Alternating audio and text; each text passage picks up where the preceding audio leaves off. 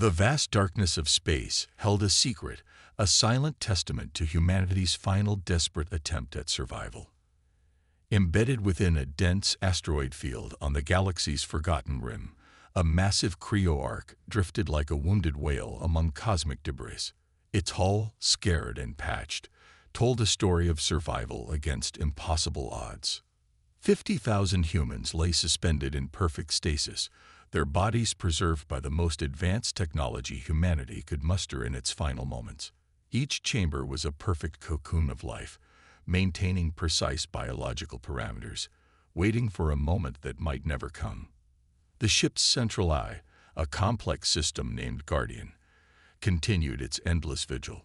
Programmed with the last instructions of humanity's greatest minds, it monitored the surrounding space, analyzed potential threats, and maintained the delicate balance of life support systems. Years turned into decades, decades into centuries, and the Guardian remained vigilant. The story of how humanity reached this point was etched in the ship's memory banks. 50 years before the Ark's launch, the Dominion, a ruthless galactic confederation, had systematically begun eliminating advanced civilizations.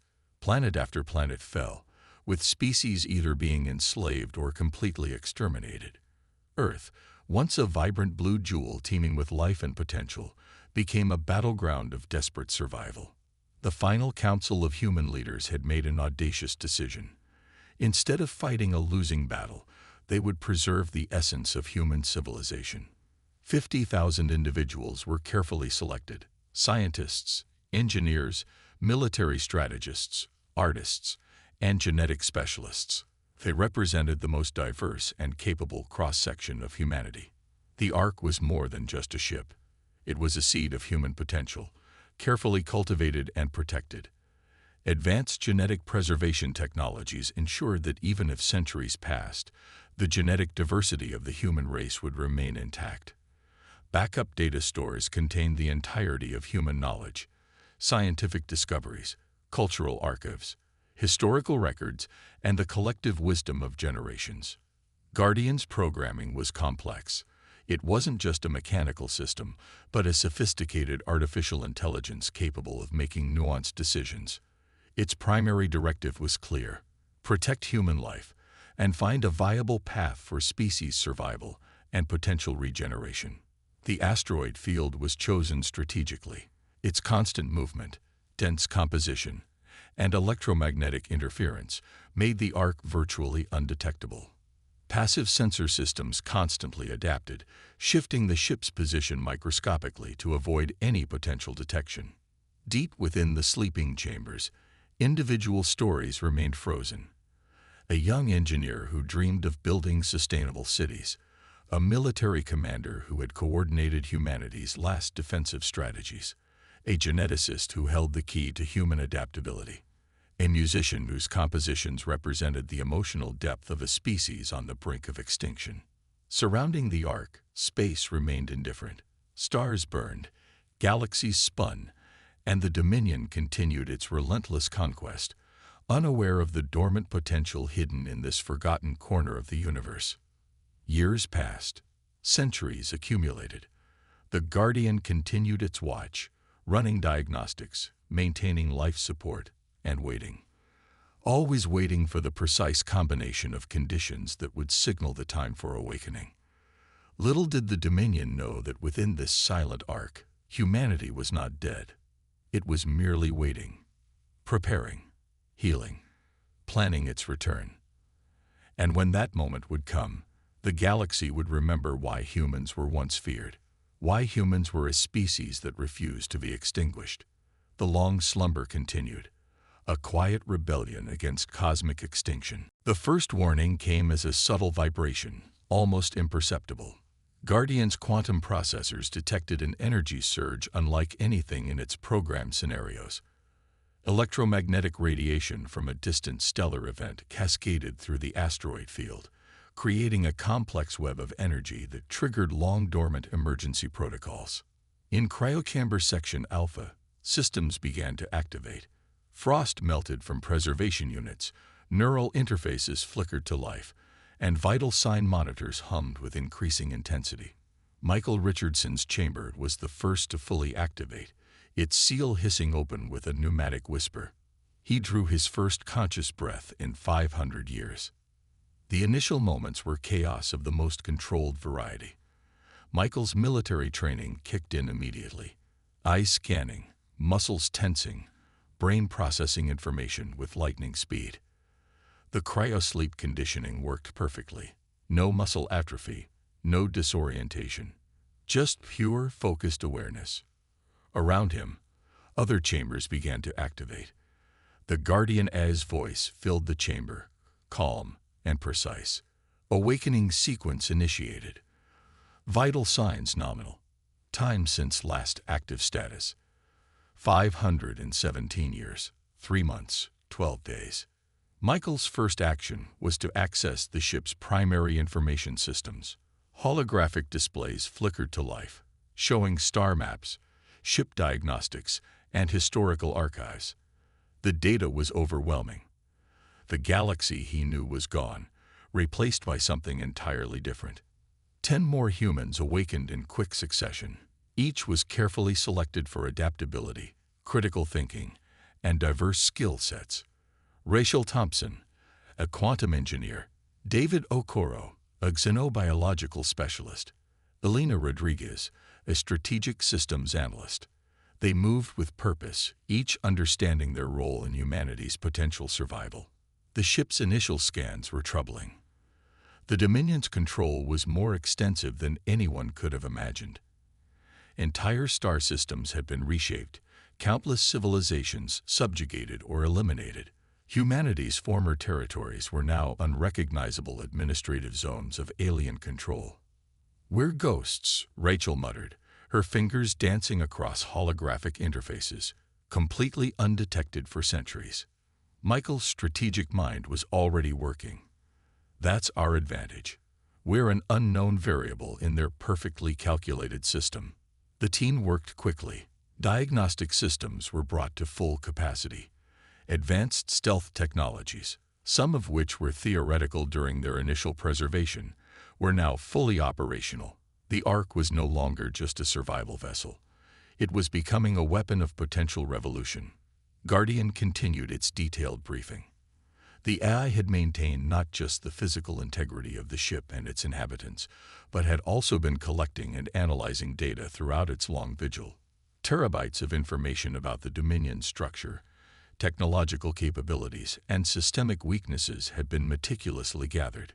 The Dominion believes technological superiority equates to absolute control, David observed, studying the collected data. They've never encountered a species that views technology as more than just a tool. Elena's analysis was even more pointed. They've become bureaucratic, rigid. Their technological advancement has made them complacent. By the end of the first 12 hours, 500 humans had been fully awakened and integrated. Each brought unique skills. Each represented a potential game changer in the cosmic balance of power. Michael gathered the initial leadership team. The briefing was short, direct. "We are humanity's last hope," he said, his voice steady. "Not just for our own survival, but for every species crushed under the Dominion's heel." Outside the ship, the universe continued its indifferent dance. Millions of light years away, the Dominion's administrative centers hummed with their usual efficiency, completely unaware that a forgotten seed of humanity was about to germinate. The awakening was complete. The counterattack would soon begin. The Ark's stealth systems were a marvel of human engineering. Microscopic metamaterial adapters allowed the massive vessel to blend seamlessly with the surrounding asteroid field, its energy signatures perfectly camouflaged. Inside, the human team worked with surgical precision, transforming their survival vessel into the most sophisticated intelligence-gathering platform the galaxy had never seen.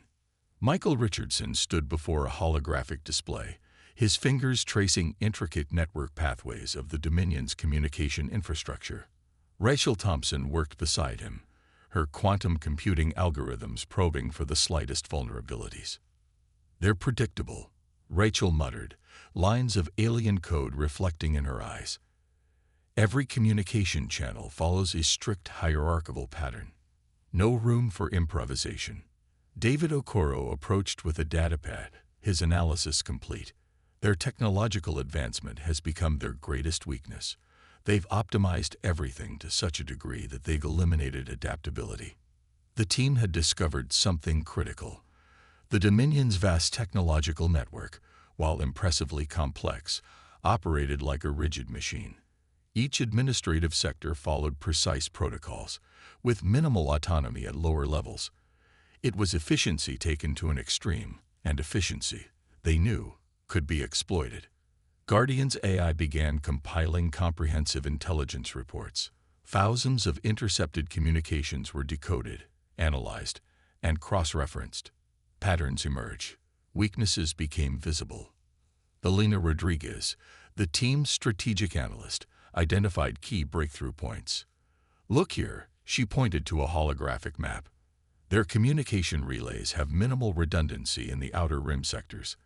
A single disruption could create massive information blackouts." Specialized microdrones, developed during humanity's final years before the Ark's launch, were deployed. These weren't typical surveillance devices.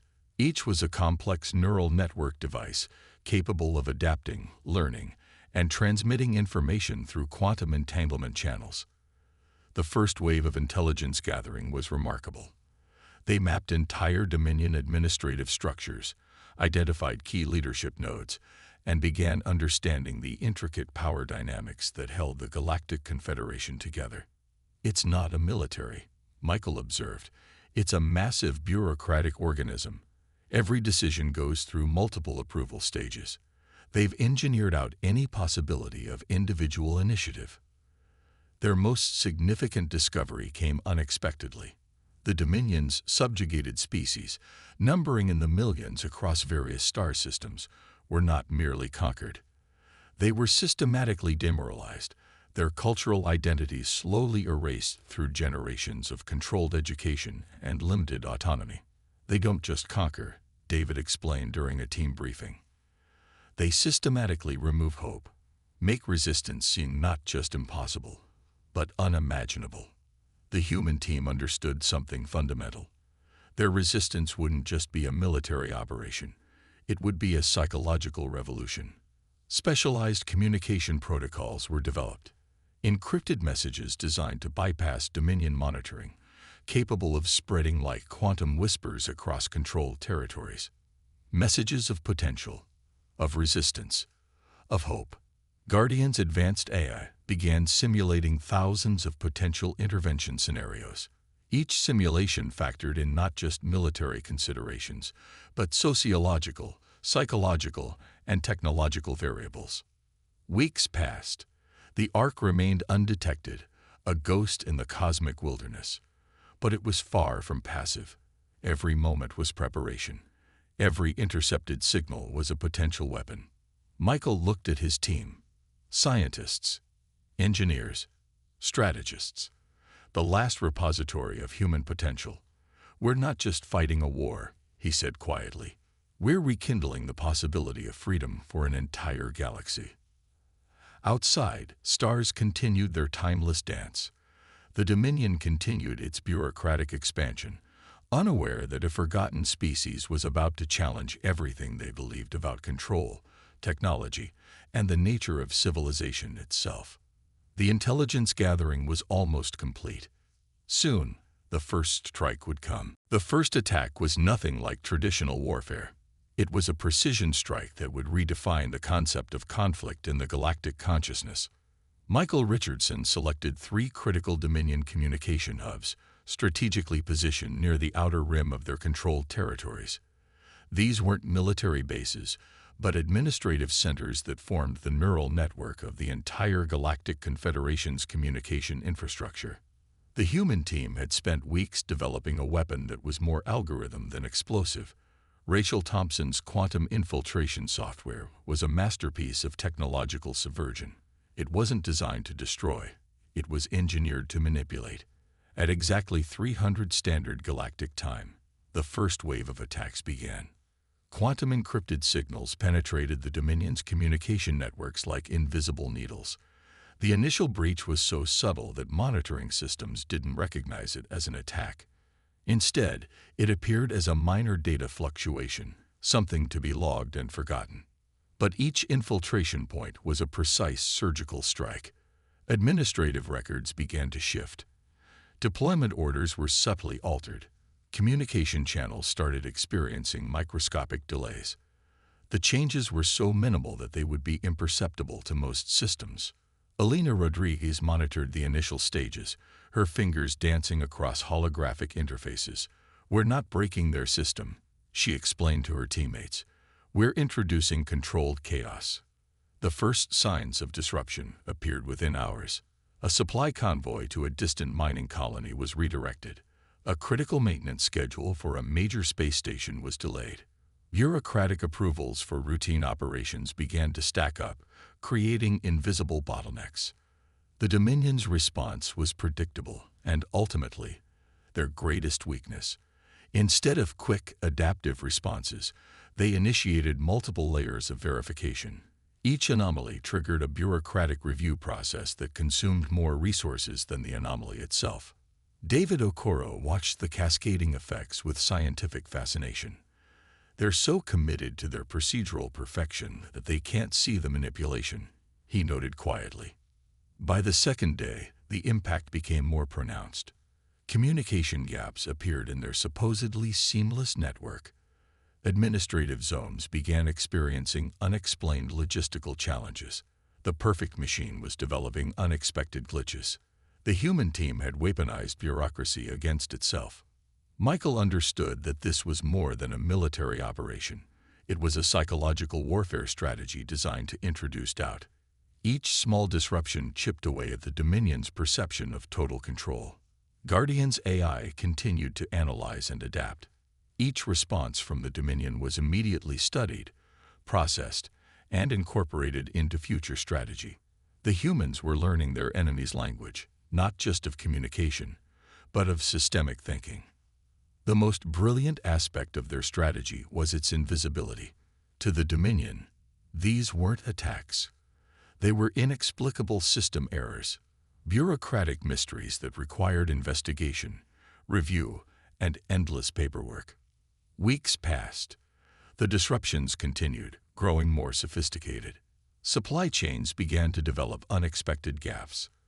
Administrative approvals became increasingly complex. The Dominion's massive, supposedly perfect system was experiencing death by 1,000 cuts.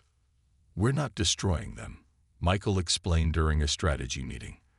"We're demonstrating the fundamental flaw in their approach to control. Absolute efficiency is a weakness, not a strength." The first strike was complete. Not a single weapon had been fired. Not a single ship had been destroyed. Yet the Dominion's confidence was already beginning to crack. Somewhere in the vast administrative centers of their galactic headquarters, low-level officials began to whisper a dangerous word: uncertainty. And uncertainty, the humans knew, was the first step towards revolution. The Dominion's reaction was predictable, yet catastrophic. When systematic disruptions continued beyond their initial assessment, panic began to spread through their administrative networks like a slow-burning virus. High command meetings became increasingly tense. Representatives from different galactic sectors argued endlessly about the source of the disruptions. Some blamed technological failures, others suggested internal sabotage, and a few whispered about a potential resurgence of a previously conquered civilization. Michael Richardson and his team watched these developments through their advanced monitoring systems, analyzing every communication, every strategic meeting. The Dominion was doing exactly what they had predicted, becoming more rigid, more defensive, less adaptable. Elena Rodriguez mapped the growing communication breakdowns. "They're implementing more verification protocols," she noted. "Each new security measure is actually slowing down their entire system more effectively than our original infiltrations." The human strategy was working on multiple levels. By introducing small, almost imperceptible disruptions, they were forcing the Dominion to waste resources on internal investigations. Every additional security layer became another constraint, another opportunity for potential failure. David Okoro's xenobiological research proved particularly valuable. He had identified the psychological profiles of the Dominion's leadership, a culture so committed to control that any deviation became a potential existential threat. Their response to uncertainty was always more control, which paradoxically made them more vulnerable. Rachel Thompson developed increasingly sophisticated quantum infiltration algorithms. Each new code was designed not just to disrupt but to learn. The human team was building a comprehensive understanding of the Dominion's technological ecosystem. The first major galactic response came 3 months after the initial disruptions. The Dominion assembled a special task force, their most advanced technological and strategic minds, to investigate and neutralize the mysterious system failures. This was exactly what the humans wanted. By drawing out the Dominion's most sophisticated strategic units, they were creating opportunities for further manipulation. Each investigation team became a potential target, each communication a potential vector for additional information gathering. Guardian's AI began constructing complex predictive models, not just of technological systems, but of sociological responses. How would different administrative sectors react? What were the psychological breaking points of their leadership? Michael understood that this was more than a technological conflict. It was a battle of philosophical approaches to civilization. The Dominion believed in absolute control through technological perfection. Humans believed in adaptability, in the power of individual initiative. Subtle communications began to spread through the controlled territories. Encrypted messages that spoke of potential, of resistance. These weren't direct calls to rebellion, but carefully crafted narratives that introduced doubt about the Dominion's absolute control. The first signs of hope appeared among the subjugated species. Minor work stoppages, questioning of established protocols, small acts of individual resistance that were almost invisible but increasingly frequent. David observed these developments with scientific fascination. "We're not just attacking the system," he explained during a team briefing. "We're introducing a concept more dangerous than any weapon, the possibility of change." The Dominion's response became increasingly desperate. They began implementing system-wide communication blackouts. They restructured entire administrative sectors. They introduced more complex verification protocols. Each action made them slower, less responsive, more vulnerable. Michael looked at his team, scientists, strategists, the last repository of human potential. They weren't just fighting a war. They were offering a different vision of civilization, a vision where adaptability trumped rigid control. "We're changing the game," he said quietly, "not by destroying them, but by showing everyone what's possible." Outside their hidden arc, stars continued their timeless dance. The Dominion continued its desperate attempts to maintain control, unaware that a forgotten species was systematically dismantling everything they believed about power, technology, and the nature of civilization itself. The real battle was just beginning. The battle that would reshape galactic history began not with a thunderous explosion, but with a whisper of quantum signals across the vast emptiness of space. Michael Richardson stood on the Ark's primary command deck, watching holographic displays that mapped the complex web of their strategic assault. Months of careful planning had led to this moment, a coordinated strike that would exploit every weakness they had discovered in the Dominion's seemingly impenetrable system. Elena Rodriguez had identified 3 critical nexus points in the Dominion's communication and transportation network. These weren't military strongholds, but administrative centers that formed the central nervous system of their galactic control. Disabling them would be like removing the brain from a massive bureaucratic organism. The first wave of attacks was psychological more than physical. Quantum-encrypted signals began to penetrate the Dominion's most secure communication channels. Data streams were subtly manipulated, administrative orders redirected, and communication protocols gradually destabilized. Rachel Thompson's technological innovations were the key. She had developed a series of adaptive algorithms that could penetrate and manipulate the Dominion's technological infrastructure with surgical precision. Each infiltration was designed to create maximum confusion, with minimal direct intervention. David Okoro monitored the psychological impact. The subjugated species within the Dominion's territories began to show signs of unexpected resistance. Work slowdowns appeared in critical mining colonies. Supply chains experienced unexplained disruptions. The perfect machine was developing inexplicable glitches. The Dominion's response was exactly what the human team had predicted. Instead of flexible adaptation, they implemented increasingly complex verification protocols. Each new security measure became another constraint, another opportunity for potential failure. Guardian's AI processed millions of potential scenarios per second, constantly adjusting and refining their strategy. The humans weren't just fighting a war, they were conducting a sophisticated experiment in systemic vulnerability. Weeks of carefully orchestrated disruptions culminated in a series of synchronized strikes. Communication networks began to fragment. Transportation routes became unreliable. The Dominion's administrative centers found themselves fighting an enemy they couldn't define, couldn't locate, couldn't understand. Michael understood the fundamental principle of their strategy. "We're not destroying their system," he explained to his team. "We're demonstrating its fundamental weakness. Absolute control is an illusion." The turning point came unexpectedly. A minor administrative error in a distant sector triggered a cascade of communication failures. Entire star systems found themselves temporarily cut off from central control. The Dominion's rigid structure, designed for absolute efficiency, became its greatest vulnerability. Subjugated species began to recognize the cracks in the system. Small acts of resistance spread like a quantum virus. Work stoppages, communication network interruptions, subtle challenges to established protocols. Alina's strategic mapping showed the exponential growth of these resistance movements. "We're not leading a rebellion," she noted. "We're showing others that rebellion is possible." The human arc remained hidden, a ghost in the cosmic wilderness. But its impact was being felt across entire star systems. The Dominion's perception of total control was crumbling, one quantum signal at a time. David observed the developing situation with scientific fascination. "We're introducing a concept more dangerous than any weapon," he told Michael. "The possibility of change." As the Dominion's administrative systems began to fragment, something remarkable happened.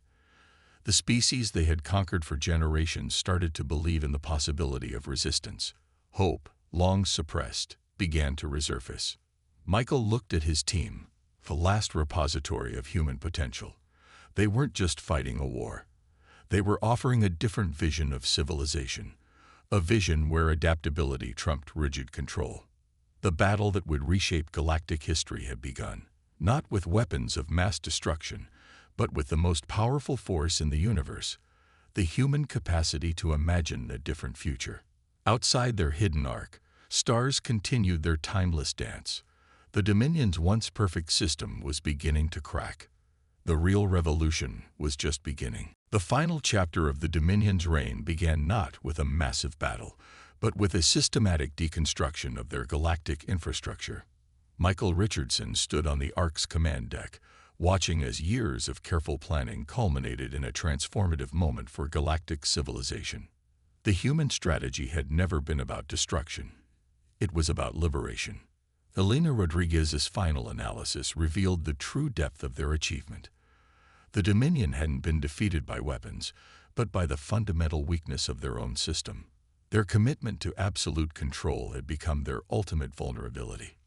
"We didn't conquer them," Michael explained during the final strategy meeting. "We showed every subjugated species that resistance was possible." The Ark had become more than a survival vessel. It was now the central coordination point for a massive galactic restructuring. Liberated species began forming collaborative networks, sharing technologies, and reimagining their collective future. Rachel Thompson's technological innovations played a crucial role. The quantum communication systems they had developed became the foundation of a new, more flexible galactic communication network. It was decentralized, adaptive, and designed to prevent any single entity from gaining absolute control. David Okoro's xenobiological research proved invaluable. He had documented the psychological impact of long-term oppression and developed rehabilitation protocols for species that had been systematically suppressed for generations. The Dominion's administrative centers began to collapse from within. Their rigid structure, which had once seemed invincible, became their greatest weakness. Communication networks fragmented. Transportation routes became unreliable. The perfect machine began to disintegrate. Guardian's AI processed the transformation, creating comprehensive documentation of the most significant peaceful revolution in galactic history. This wasn't just a change of power, it was a fundamental reimagining of how civilizations could coexist. Liberated species began to emerge from generations of suppression. Mining colonies that had been little more than slave labor centers became self-governing communities. Technological exchange replaced forced submission. Diversity became a strength, not a threat. The human team understood that their role was not to rule, but to facilitate. They provided technological support, strategic guidance, and most importantly, hope. Each liberated species was encouraged to develop its own governance, its own path forward. Michael looked at the holographic displays showing the emerging galactic landscape. What had once been a tightly controlled confederation was now becoming a collaborative network of independent civilizations. "We're not creating an empire," he told his team. "We're creating an ecosystem of civilizations." The technological innovations developed during their resistance became shared resources: quantum communication systems, adaptive AI technologies, advanced medical protocols. Each breakthrough was offered freely, without conditions. Elena's strategic mapping showed something remarkable. The network of liberated species was developing its own form of governance, not through control, but through mutual cooperation. Each civilization contributed its unique strengths, creating a more robust and adaptable galactic community. David's research revealed the psychological transformation. Species that had been suppressed for generations were rediscovering their cultural identities. Ancient technologies were being recovered. Artistic and scientific traditions long forced into dormancy began to bloom again. Rachel continued to develop communication technologies that would prevent any single entity from gaining absolute control. The new network was designed to be transparent, adaptive, and fundamentally democratic. The human arc, which had once been a last desperate attempt at survival, now became a symbol of hope, not as a conquering force, but as a catalyst for change. Michael gathered his team for a final reflection. They had awakened from a 500-year slumber to find a galaxy enslaved. Now, they were leaving behind a galaxy of potential. "We didn't just survive," he said quietly. "We showed what's possible when adaptation trumps control." Outside, stars continued their timeless dance. But the galaxy was different now. More complex, more hopeful. A living network of civilizations, each with the opportunity to write its own future. The long sleep was over. The real journey was just beginning.